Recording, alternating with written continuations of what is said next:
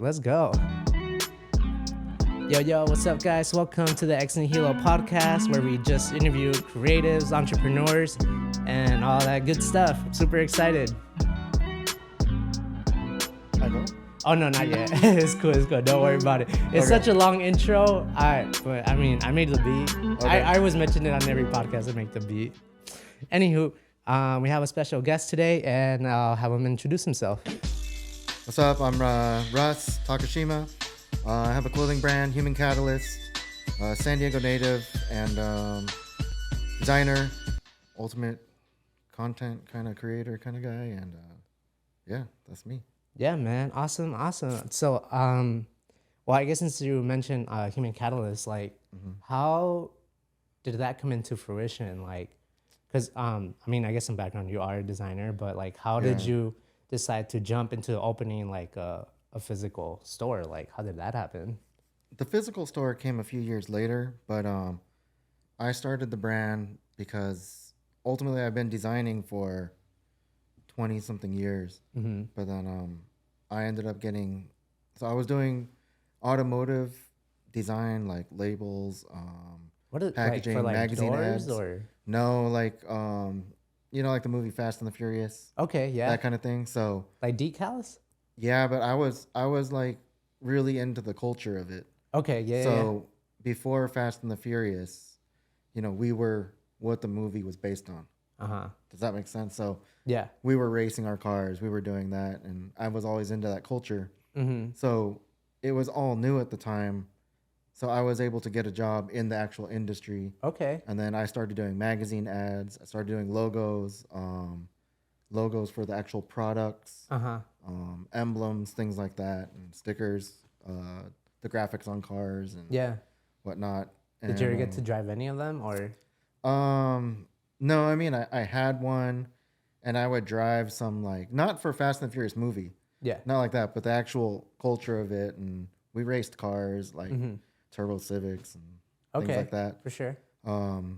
Yeah, so I was doing that. I was doing a lot of magazine ads, but during the time I was really passionate about streetwear because that's what I would wear. So, with some extra money for my job, I started making shirts and things like that. And from that point, I ended up working in the industry, but I ended up leaving that industry and had to find something else. I started doing clothing. And as I was doing clothing, I started doing it for like department stores and things like that. And from that point, what was like the time difference between both of those? Man, so probably for like a good 10 year, we're 2022, 2023 now. So I would say I was in the car market from like 98 to about 2008. Okay. And then from 2008, I started doing clothing, and I was doing graphics for like, I don't know if you remember Anchor Blue or Kenneth Cole, DKNY. Yeah. So I was doing the t-shirt graphics and things like that. Okay. And was this like through like freelancing or through like an agency or? No, so it's kind of weird. I worked for a printing company who actually made all that stuff for different companies.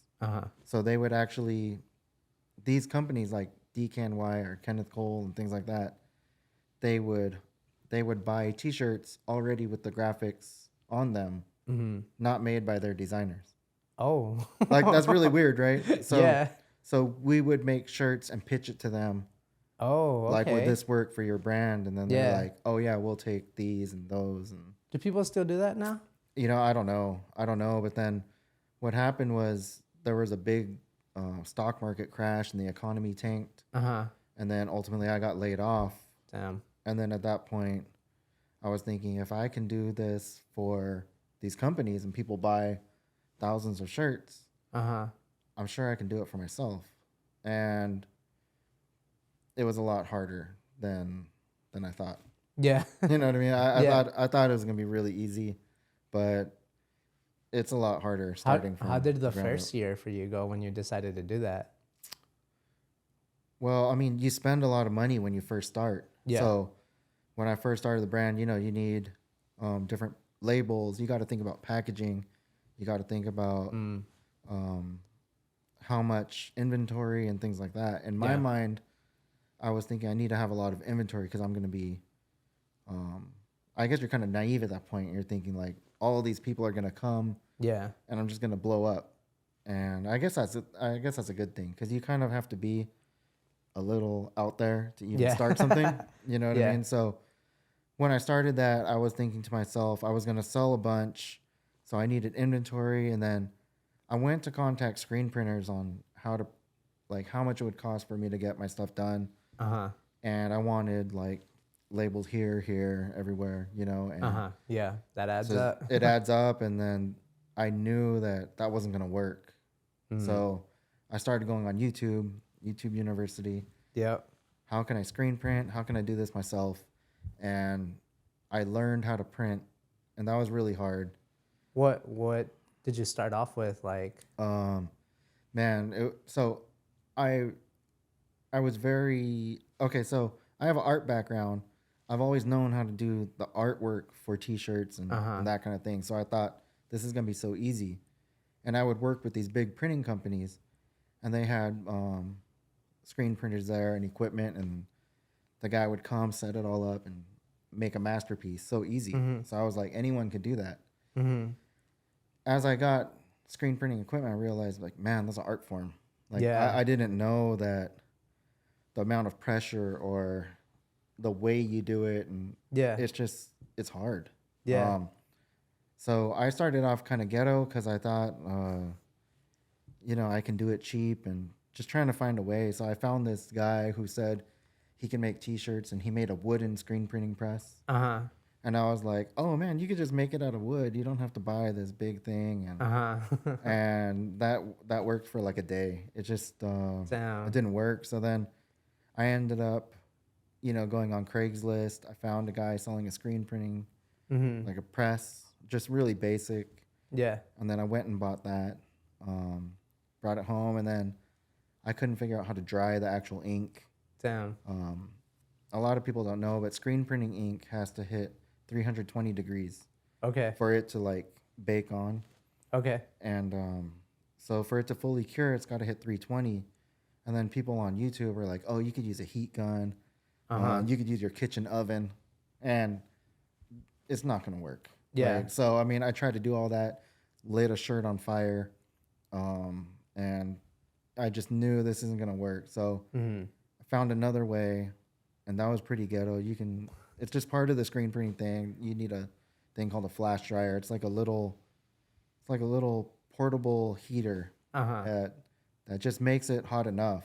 But if you do it long enough, it will actually like cure the ink. But I started doing that, and I started off that way, and then I would sell shirts.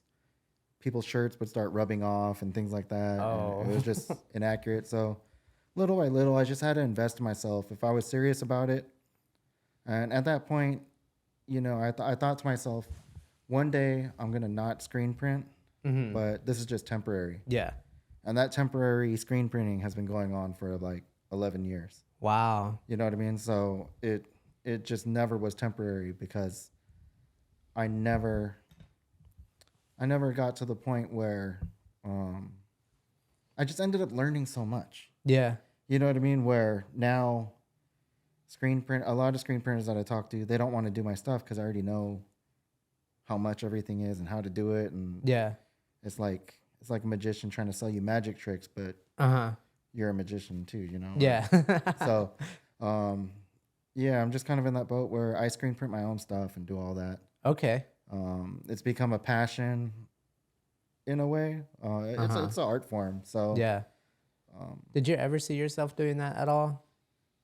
As a kid, I for like Christmas, I remember I wanted this like a screen printing kit that I saw. And then I wanted to make like graph shirts, but I don't read instructions and stuff. So I got the kit, and then you need to do this stuff called emulsion, and it burns with like UV light and all this stuff.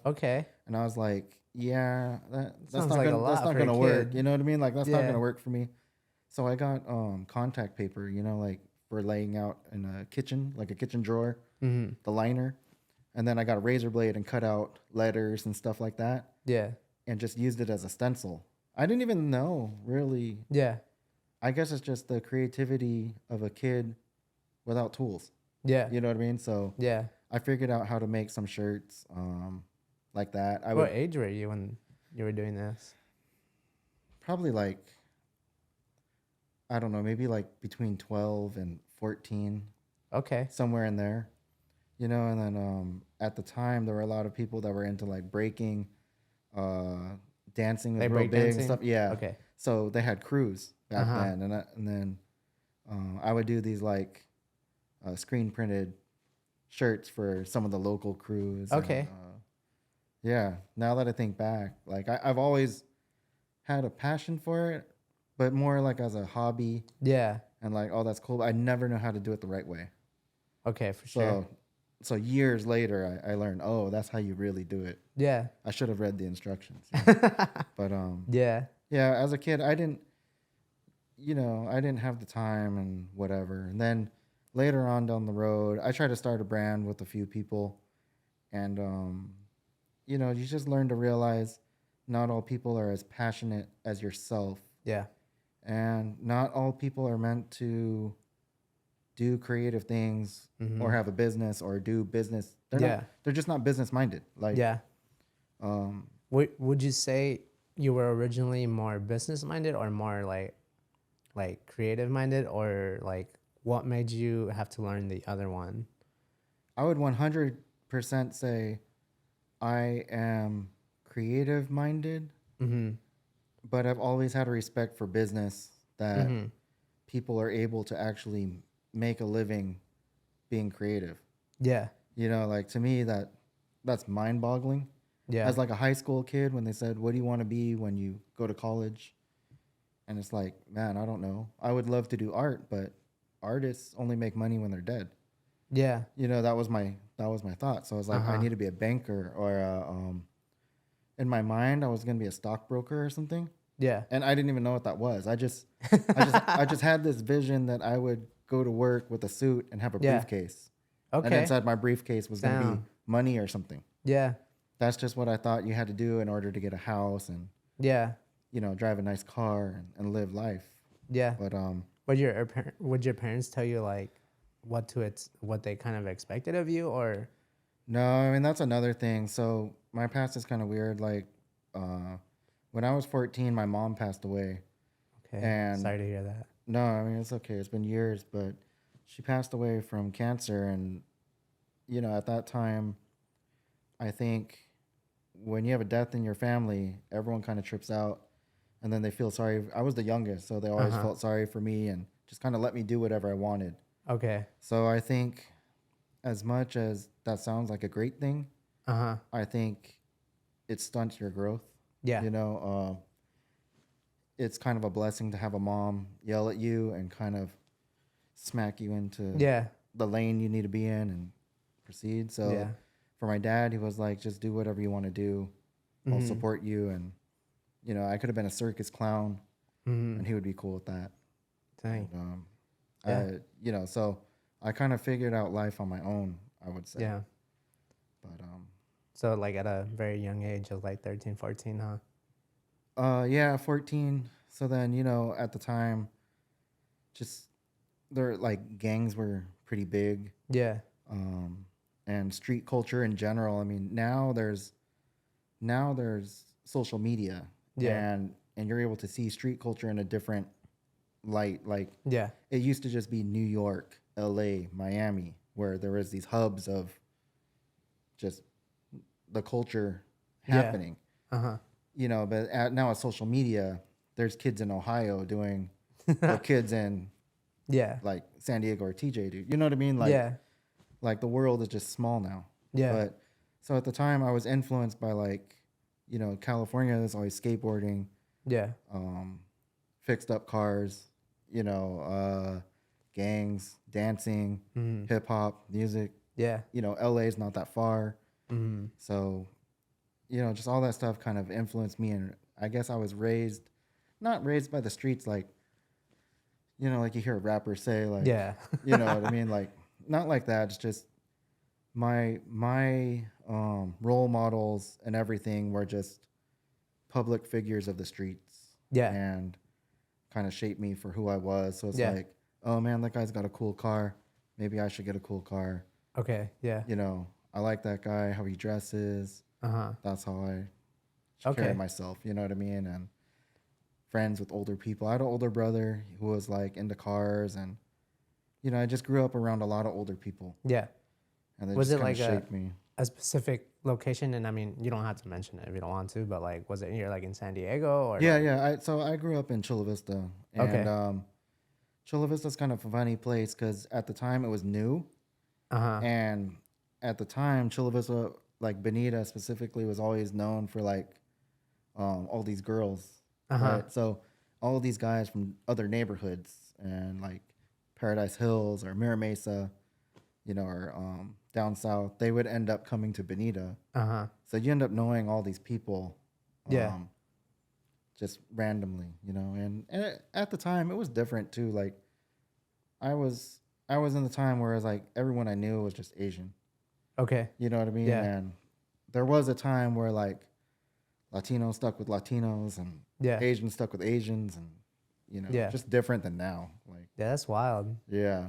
Dang, like I guess I was gonna ask because you were talking about how like you had to like learn certain things, like it was like a specific thing I can't remember, but do you think like we like, I guess as creatives now, because I think I remember now what you were talking about. You were talking about like how like when you were growing up, like when you were thinking about work, you saw yourself with like a suitcase and stuff. Yeah, like, yeah, a briefcase, yeah. Like, or briefcase, my bad. Yeah. And just like that to me is like totally like different. Like, I mean, I'm kind of in the in between age.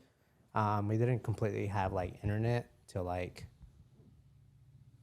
I don't know, like the 2000s or stuff like that. Like, I mean, it was a lot earlier, but it wasn't up to the speed that we have it now. Yeah. But I'm still kind of like in between both groups. But like, do you think like, I don't know how to ask the question. I don't know why. Like, do you think we're like spoiled to some extent, or like, what do you think of like the generation now and what they can do and stuff like that? Like, I think people take it for granted. But I think at the same time, I'm kind of weird, man. Like I think about stuff all the time. I'm like deeper than deep. Okay. You know, yeah. I just end up in these pits of whatever. But you know, I think to myself that I grew up as a skater, like a skateboarder. Yeah. And I remember being young, and there would be these brands, and they would come out with a video of their skate team, and there were kids from all over wherever, but we would go to the local skate shop. Yeah. And then put in the tape and watch it, and just our minds would be blown. Yeah. And then we go out to the local high school parking lot and try to do those tricks. And we won't see new tricks until the next video comes out from some other company. Yeah. But now I see kids on their phones, and they're seeing amazing, amazing, amazing, you know, and just scrolling amazing, amazing. So you get desensitized to like how amazing these things are. Yeah.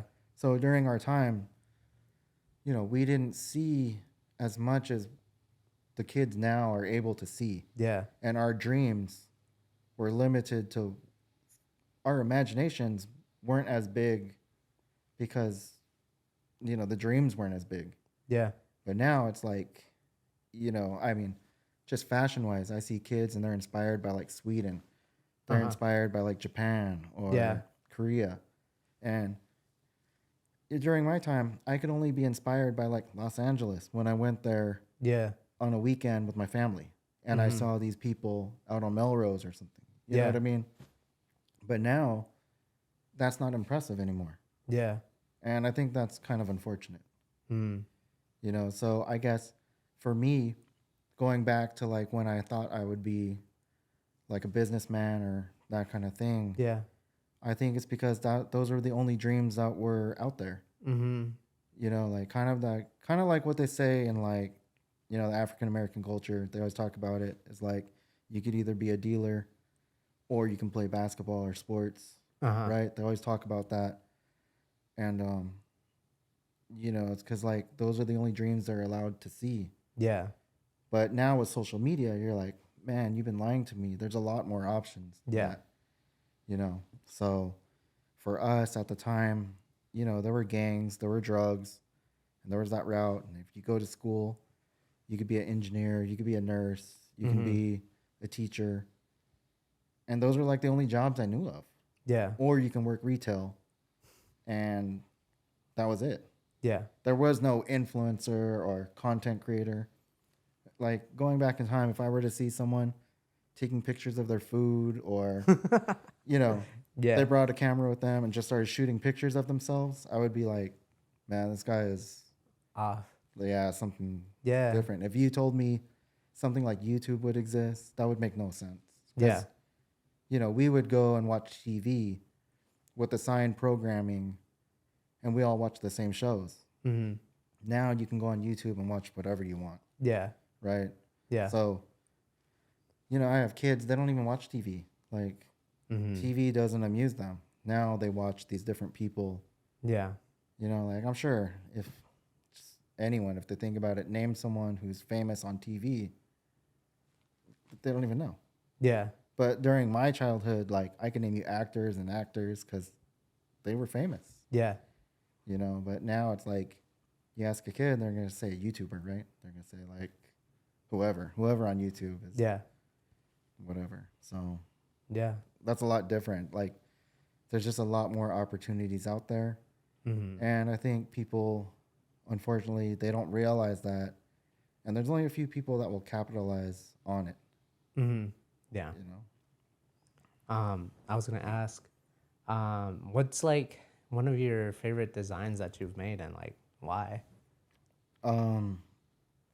I guess like going back, you know, when I was younger, I designed a car logo, and the brand still exists today. I don't want to talk about it because Yeah. I don't like them. Okay. You know what I Yeah. mean? But it's pretty amazing. Like I'll be driving, you know, and I'm at a drive-through, and the car in front of me has a license plate frame, and it's got that logo, and I think, like, damn, you know, like I made that, Damn. or like that's me, you know? Yeah. I don't have anything to show for it from it, but to see it is kind of a reminder. Like, man, you've come a long way. Like, that's pretty cool. Yeah. How often do you see it? Pretty frequent. Dang. Yeah, and there's a few other ones too, and I'll see them, and I don't know. I have bad eating habits, so that's why it's always at drive-throughs. And I'll be behind a car, and I'll be like, "Oh, damn, I made that." Yeah. Dang. Where do you usually like to go eat? Man, I love Mexican food. Like, I feel that. you know, so I think I don't know what it is, but like, so my wife, she thinks like I'm stuck in the '90s. Like, you know, it's just to me that was like the era. Yeah. I drive a '90s car. I live '90s. You know what I mean? Yeah. Like, so, you know, for me, like I remember, I think part of my childhood, I guess like teenage years and stuff, we would go to the taco shop that was down at the strip mall. Yeah. And we would play Street Fighter, and you know, you'd buy a carne asada burrito, and Yeah.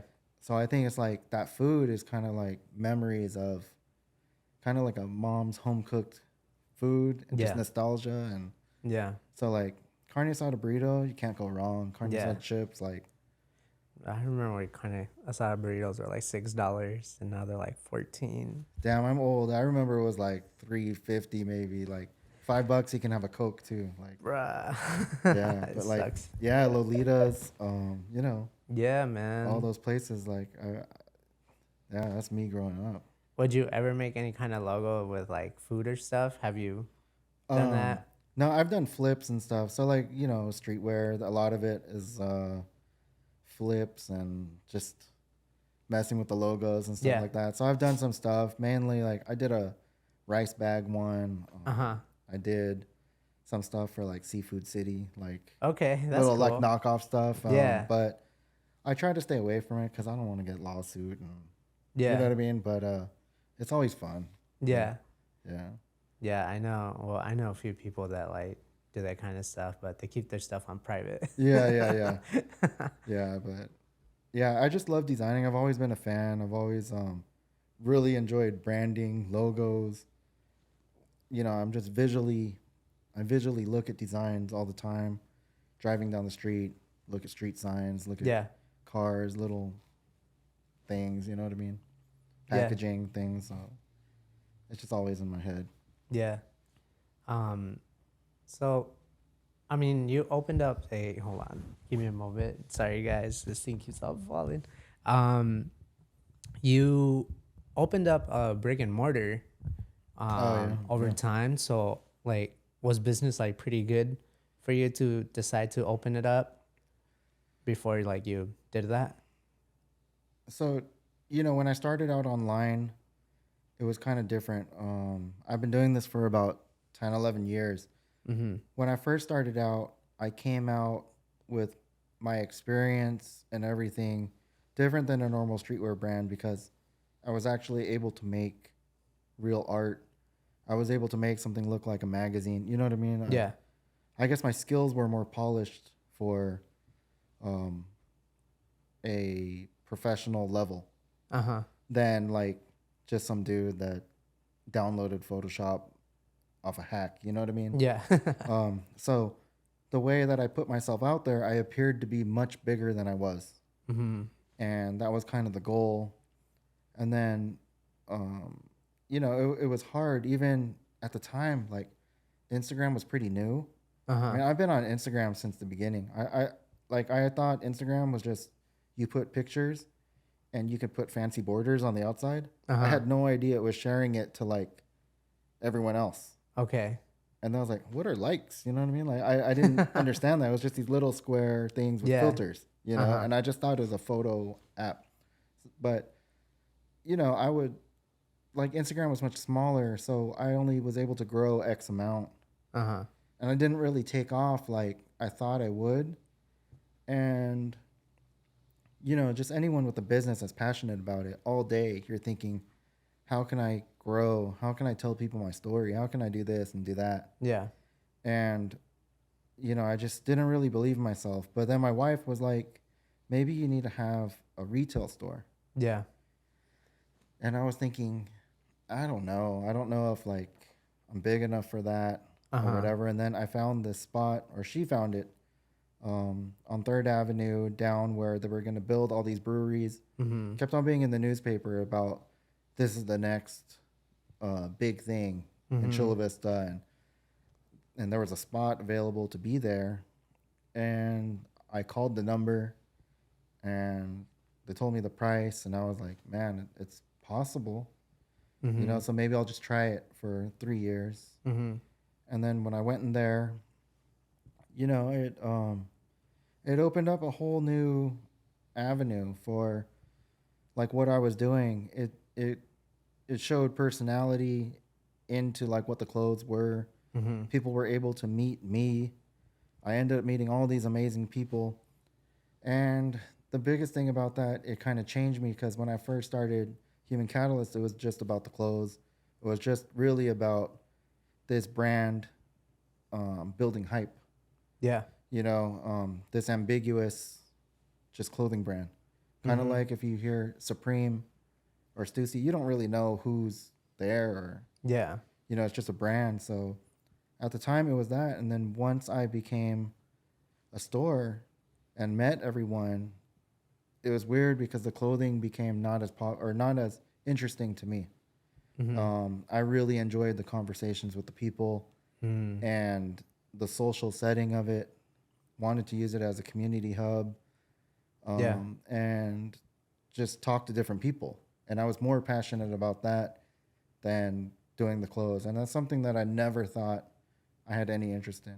Yeah. I was always real shy behind a computer, didn't talk to people. And that space really had me come out of my shell and become who I am today. Yeah. I would have just been this computer dude, like, damn. Yeah, I mean, I never like really thought about that like before too much, just because I think mostly I guess I come from like a music production background, so like you're usually like meeting artists and stuff like that, and so like it's more like I guess like face to face with people versus I hadn't thought about like if you're like a graphic designer, like you don't really get to like no, you don't. You wouldn't meet like too many people in person, huh? So for most of my life, how I made my money is, these companies would pay me a paycheck, and I'm just behind my computer. I don't ever see the final artwork. I don't see my digital thing go into the wild, and I don't talk to the person that receives it. There's just no contact. Damn. You know, so even with businesses and whatever, there's salesmen, there's whatever, and I'm just the guy on the computer drawing pictures all day. Yeah. So once I was able to have a store, and then these customers would come in and they're like, man, I really like this shirt. It means a lot to me. I really like the design. What is this about? And I have these conversations that I've never had in my life. Yeah. What's a cool conversation you had with someone? You know, there's a lot, but I mean, to tell you the truth, most of the conversations have nothing to do with clothes. Really, it's what I've come to realize is that with a shop or a barber shop or anywhere, I have this strong feeling that people need to talk to someone. And they're a little lost and probably a little lonely at times, whatever. So they'll come to my store, they'll buy a shirt, and they stay for a while and just talk to me because they really have nothing to do. And it's not a bad thing. Or maybe they just didn't want to do anything with the people that they normally do things with. Yeah. You know, and I think that's the same way, like, people will go eat, or, you know, why people end up at a bar every day to talk to, or even Starbucks, right? Yeah. They'll go to Starbucks and order a coffee. Like, did they really need it? Or did they just enjoy saying good morning to the barista? Yeah. And like, oh, how is everything? How are your kids? How is school? You know what I mean? Like, you just kind of need some conversation. And I feel like I'm a good person for that. At least in my store. Yeah. So I get a lot of people that come in and they just talk to me. And I also get a lot of people that are like not young, just anyone that's trying to start some type of business. Yeah. They have a dream and they want to run it by me and see what I think. And I'll tell them my honest opinion. And I'm not always right, you know, but I'll tell them, like, dude, you're not going to be able to do that, you know? Yeah. But it's hard. Yeah. Right? And I guess sometimes they need to hear that. You know, so I'm not a hype man, I guess. Yeah. You know? I mean, I guess as long as you just share, like, your experience with it, that's all you can really do, you know? Yeah, but I just come to realize, too, you learn a lot when you talk to people all the time, probably like the podcast. You've heard everyone say the same story, and, you know, you just kind of get used to it. But I realize, like, a lot of people, they have these dreams, and they're not going to care about the pitfalls because they're not going to think it happens to them until they fall in the pit. Yep. You know? That's me. I guess it's like growing up, you know, I would smoke cigarettes and people would always say, like, oh, you're going to get lung cancer, bro, like, blah, blah, blah. Yeah. I'm like, it doesn't happen to me. Yeah. You know, that's for people with bad lungs. Like, yeah. You know what I mean? And you just think to yourself, like, it'll never happen until it happens. And then that's different, you know? Yeah. Dang. We can take a quick break. I need to restart the camera, but we'll be right back. Cool, guys. We are back, and we were actually talking a little bit about, like, your family and just, like, well, yeah, just tell us about your family. How did you meet your wife? So I've known my wife since junior high. Oh, dang. We went to school together, and then you know, I wasn't with her since junior high, but I know her, I knew her.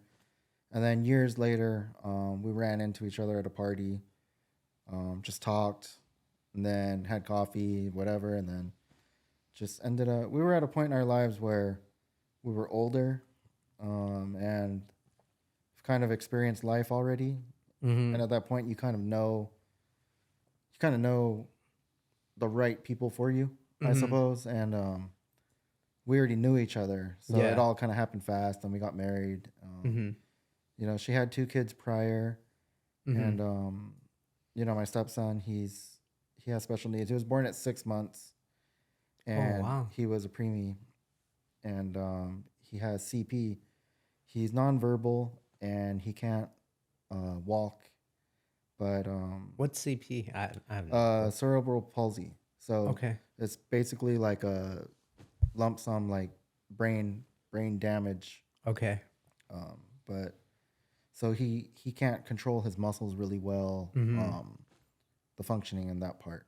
But CP, there's people with CP, and they just have trouble moving their arm or their hands. Yeah. And then there's people that are like severe, like my son, and he can't really do things for himself. So he needs a full-time caretaker.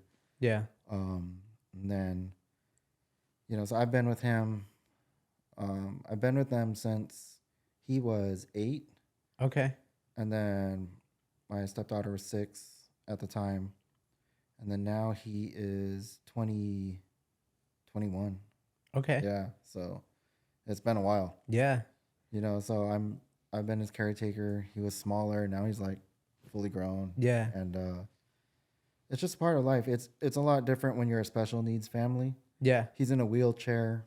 Okay. So, a lot of people are able to go to restaurants and go out to like national parks and spend the night somewhere, go on an airplane, take a trip to whatever. Yeah. For my family and the way we choose to live, it's a lot different, which I think makes me a little different. Yeah. I don't really experience a lot of things like other people, I suppose, Yeah. But yeah, I care for him, and I also run the brand, and yeah, it's just a different kind of thing. And then I have one more child too, who's my biological daughter, and that's just a kind of interesting dynamic too, like to be a step parent, to be in a blended family, to have a special needs child. You're just kind of from a very different club of people and cut from a different cloth. You know what I mean? So not all people will understand it. Yeah, definitely. But yeah.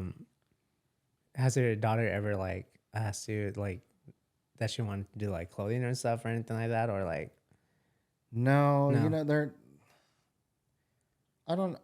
It's not really cool to them, I don't think, until one of their friends thinks it's cool. Okay. You know what I mean? For sure. But like, they're supportive, I guess, but it's not really their thing, or they don't like dress like that, or yeah, they're just whatever. Did you, did you ever think like they would be into it, or did you hope they would be like, or? Yeah, I mean, I guess you would always think, or you'd kind of hope that they would think it's cool at least. So like my kids, I'm always showing them like my post, or like, oh, check out this video I made. I don't know if they really think it's cool, because like I said, like these kids are able to see everything from all different people. Yeah. So to them, it's like, I've already seen that before. Like, like I'm not really impressed. Yeah, damn. You know what I mean? Even videos, I'll show them like, oh man, check this out. Like, look how funny this video is. Like, I saw that. Yeah. It's like they're hard to impress. Yeah. But like I said, I mean, when I was young, I would have been so impressed by everything. Just to see the way it is now, back then, I would be impressed. Yeah. Have you thought about like, because I remember you mentioned people will come into your store and then they'll ask you about like clothing and stuff. Like, have you ever thought about like selling like consultations or? Yeah, I mean, I've always done it for free. I'm not saying, I guess what it is like, I feel like I'm pretty transparent. And I'll tell people just kind of where I'm at and the troubles I've had and this, and I'll help people with their questions, and whether it's a DM from a stranger or whatever. And, I'm honest with them.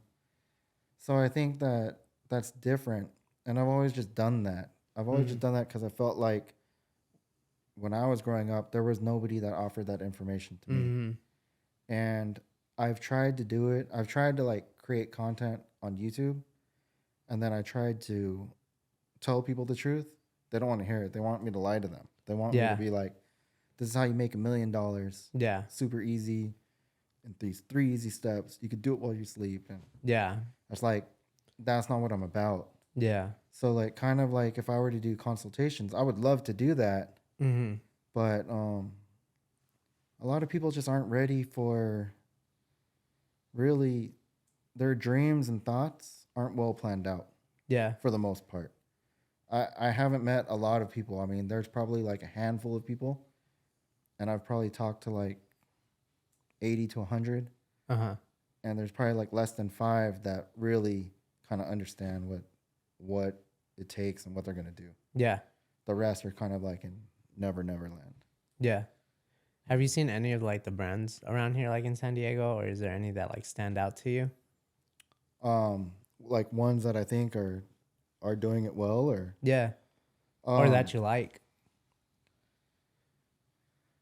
yeah. I mean, so as you have a brand, you know, I'm sure it's the same way as far as like a podcast. Mm-hmm. You may not really be a customer of the podcast or really care about like the audio or what they're talking about. Yeah. But you can appreciate like the videography. Yeah. Or man, their sound quality is really good. Yeah. So I got to give it up. So there's people like that where I don't necessarily want to wear it, and I'm not really about it. Yeah. But like I'll respect them for like, man, they did a good job. Yeah. You know. So there's a brand out here called Unidentified Corp, and That's a wild name. yeah, it's kind of like just like a nameless brand, you know. Yeah. But he does a really good job presenting it, doing everything professional. Just the way he does everything is very well calculated. Mm-hmm. You know, there's another brand, Rottweiler, out here. I think Rottweiler does a good job. Stilo is really good at that. There's a few. There's another brand by one of my friends, Koi Sun, and then his other friend Tommy.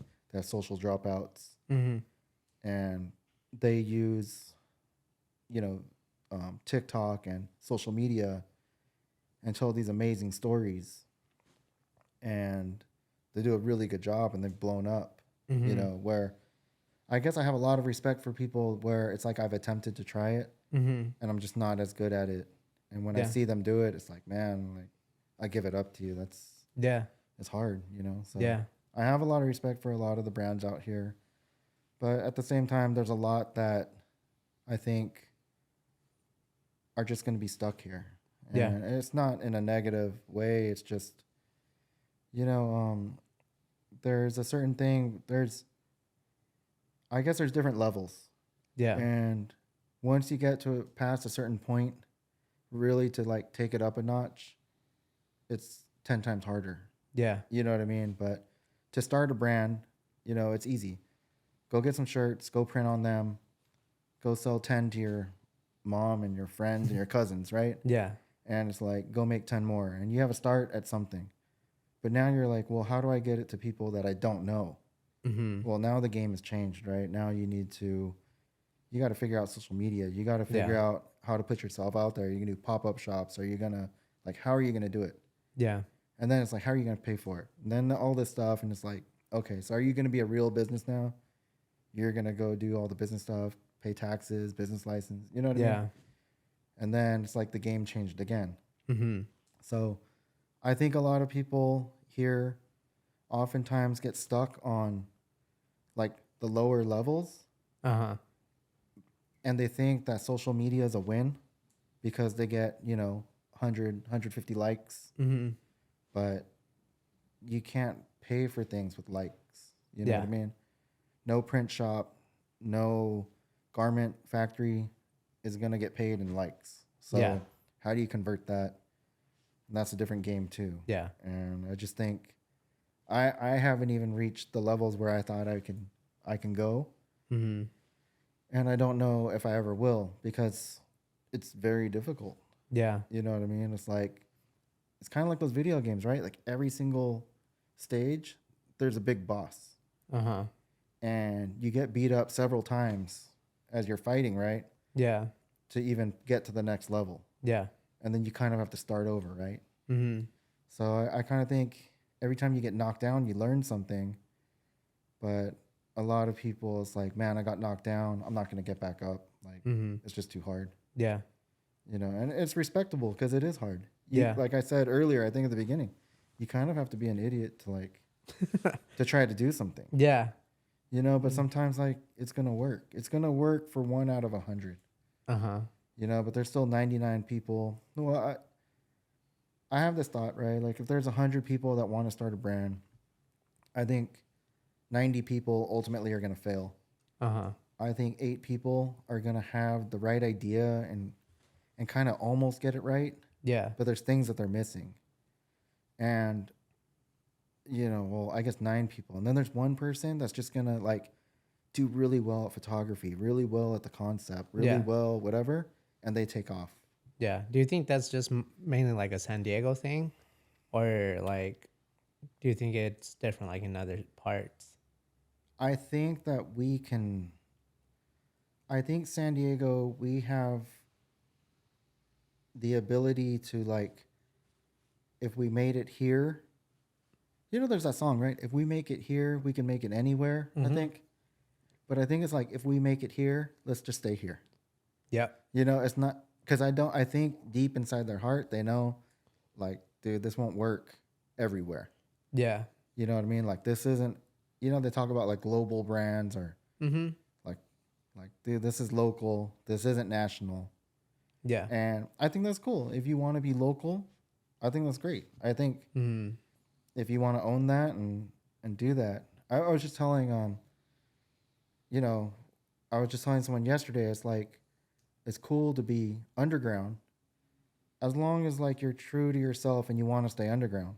Yeah. But if you're trying to get above ground and you're just living underground, like you're not really making it. Yeah.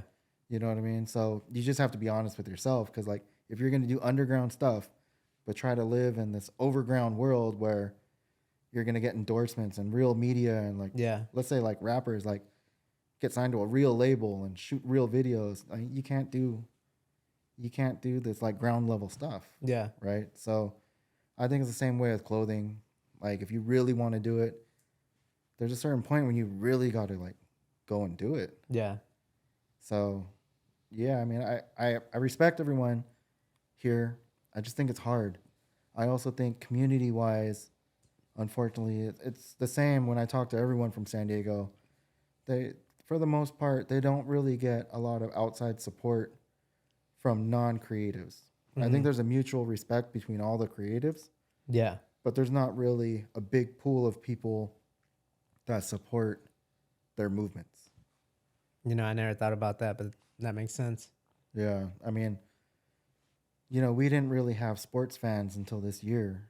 You know what I mean? Like, yeah, they just come out of nowhere. You know what I mean? But it's just kind of like that. That's the way San Diego's been. Yeah. Where I see other places like New York or, San Francisco or even LA all day, right? I hear people like, they tattoo that on themselves. Yeah. And they'll wear Dodgers or, they'll wear San Francisco stuff all day, every day. And they live it and breathe it. Yeah. I don't think most San Diegans live and breathe here. Yeah. You know what I mean? Like, yeah. It's just different. Yeah. I understand that. Like, it's funny because sometimes I know some artists and sometimes they'll have pictures and they'll have an LA hat. And I'm like, you're from San Diego, bro. Like, yeah. What? But I mean, I don't know. It's kind of cool. Like, I just think it's sad because San Diego has had, if you look at anything, just in my time, San Diego has had some of the pioneers of streetwear. A lot of them have come from San Diego. A lot of the most amazing professional skateboarders, San Diego. Yeah. There's been numerous people that have had the talent, but just not the community support. Yeah. Where they had to move in order to blow up. Yeah. So whose fault is it that we're not on the map? I don't know. I think we got to look in the mirror ourselves. And I'm one of them. Because even like I talk all this stuff about San Diego, but I didn't really support a lot of the people I should have. Yeah. Because it's normal not to. Yeah. And I complain about, well, how come these customers aren't coming to my shop or whatever, supporting, because we just don't. Yeah. And I'm one of them, so I accept that. Like, yeah. Yeah, man. I mean, it's salty D. Yeah. I mean, they say that, and it's true. And I don't know how to fix that. Yeah. I just think maybe it'll be like a new generation, or maybe just someone will just blow up. And Yeah. I mean, kind of like the Padres. If the Padres just continue to be how they are, I mean, we'll actually have a respectable sports team, and Yeah. you know what I mean. And Yeah. Oh, like I mean that's funny because I don't even support the Padres. yeah, but you know, it's like it's kind of cool. It's like I don't know. It's one of those things, right? Like no one's really, especially like for me, right? I have this concept. No one's gonna be proud of you until you actually made it, Yeah. and then like, man, I used to always support that, or you Yeah. always. So I always talk about it with restaurants, right? Yeah. A restaurant has a Facebook post like they're closing down after 50 years, and you look at the like comments, right? And they're like, I love that place. I would go there every week with my kids. And you know, it's like, dude, if you really did, would they really be closing? Yeah. Probably not. Like, Yeah. you know, they love you once you've already made it, or once you're done. Yeah. You know, but they don't show support in order to keep you alive. Like, Yeah, man. Yeah. That's slowly like I'm realizing that more like on a personal level with like business and stuff. that's why like I personally, I especially like rappers, right? I'll tell them like, you know, you live within my community. You're local to me, Mm-hmm. but you're not like a local rapper. You know what I mean? Like I to me that's an insult. Mm-hmm. Like when people call me a local brand, like to me that's like it's like a four-letter word. You know what I mean? I feel Yeah. like I am local, like I live in your neighborhood. I am a local brand per se. But dude, don't put me in that box where like I can only run my street. You know what I mean? Yeah. Like I can go online and get orders from Oklahoma or Texas, or Yeah. you know what I mean? Like don't try to just put me in this box. Yeah. And I think a lot of people are okay with being in the box. Mm-hmm. But dude, I don't want to be a local brand. Yeah. I feel that. I love my city. I love my neighbors. I love people. But I just happen to live here. This is my home base. Yeah. You know, it's just an address. Like I'm not stuck here. Yeah. That's why you're watching this or listening. Dude, we have the internet. Yeah. You know, Yeah. like you can listen to us in Bangladesh or wherever you want. Yeah. And that was never an opportunity before. Do you think you would? Because I mean, this is something that comes across my thought as we were just talking about, like, just kind of how maybe like the community in San Diego might be. Um, have you ever thought about like potentially moving to LA and stuff? Like, sadly, I feel like to make it like as an artist, like, and I'm saying like me from like music, usually like you have to end up moving. You know, so one of my clothing brand jobs was for a world renowned streetwear brand. Uh huh. And I got an opportunity to work there as a designer. And I moved up to Santa Ana, and I can't do it. Uh-huh. Like, it's different. It's just, you drive down the street, you're in the hood. You go the next block down, you can get shot. Yeah. One more block down, you're in this rich neighborhood. You know, it's just so weird. It's so different from San Diego. Yeah. The traffic is like ridiculous. Yeah. Maybe if I was younger and just didn't care about things the way I do now, Yeah. maybe, but like I could never like relocate my family or even want to. Yeah. Nothing against LA. I just think it's just such a different place. Yeah. You know what I mean? San Diego is hard to beat. Yeah. You know, like think about just the culture, the different people.